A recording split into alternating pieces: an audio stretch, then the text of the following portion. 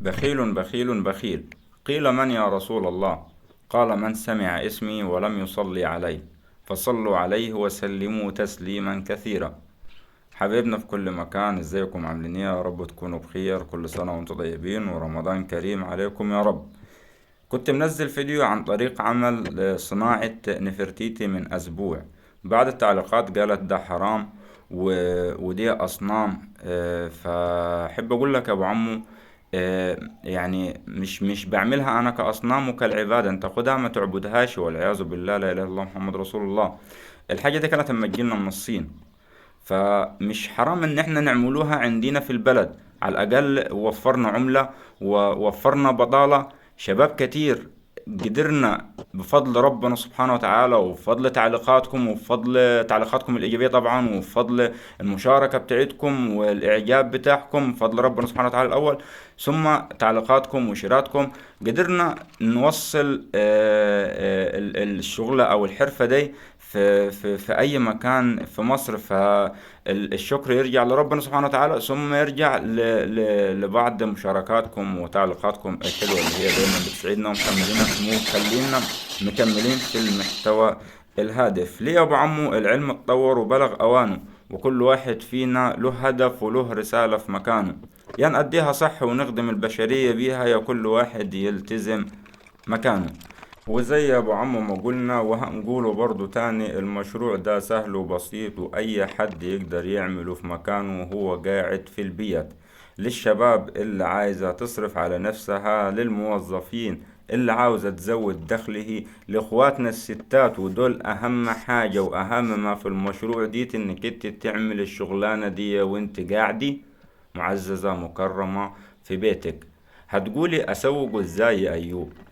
مواقع التواصل الاجتماعي والإنترنت ما خلاش حاجة، لأنه إحنا أغلب شغلنا دروكيت، وأغلب الشغل اللي في العالم كله بيتسوق عن طريق الإنترنت.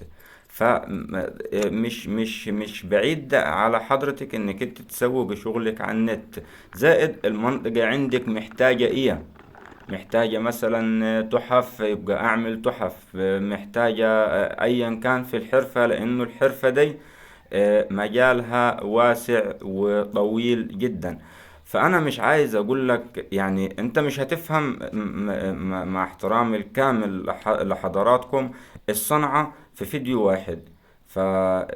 فيمكن لو متابع فيديوهاتي هتفهم الصنعة من الألف للياء. مش هقدر أقول لك مهما أقول لك القالب اللي في يد ديتي، القالب اللي في يد ديتي بعمله من سيليكون رابر حراري، زائد الفايبر جلاس اللي هو الجراب بتاعه. طريقة عمله، مش يعني هقول لك طريقة عمله بس مش هتعرف تعمله. مش هتعمله بس الخامات غالية عليك جدا. انت بتاخد القالب مني، بسم الله ما شاء الله، بتطلع تحفة زي ما بتيجي من الصين بالظبط. ما يعني ما فيش غير انك انت بالالوان.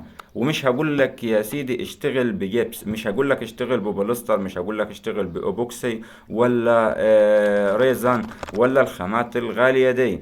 انت راجل جديد ولسه مبتدئ، ودفعت ايا كان في الاسطمبات اللي انت خدتها، معذرة مش هقول اسعار، تقديرا لاخواتنا الصنايعية اللي موجودين معانا في المجال.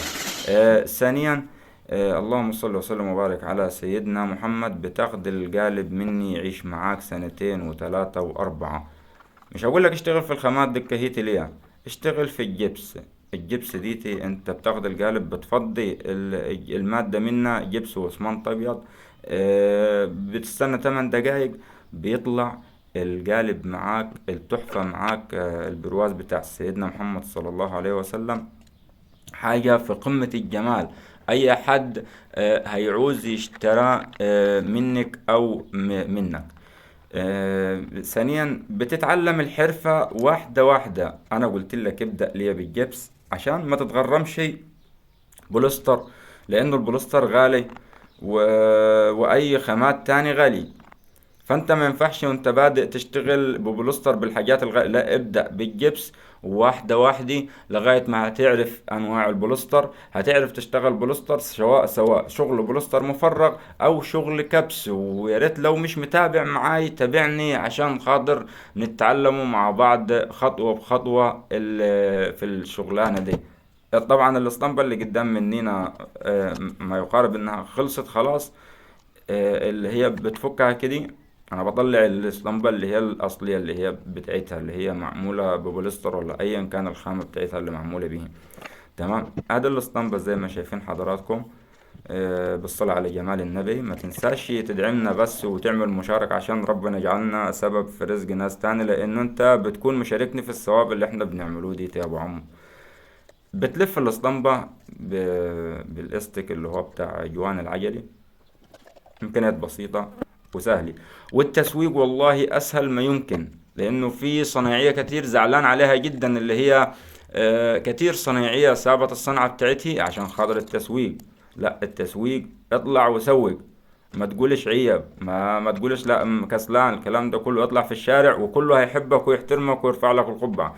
شايفين البرواز بقي شكله عامل ازاي؟ ادي الاصل، ادي الاسطمبة، وادي البرواز اللي احنا عاملينه بالصلاة على جمال النبي. وما تنساش يا ابو عمو، طبعا عشان كله يستفيد، وخلينا نستفادوا كلنا ان شاء الله. والسلام عليكم.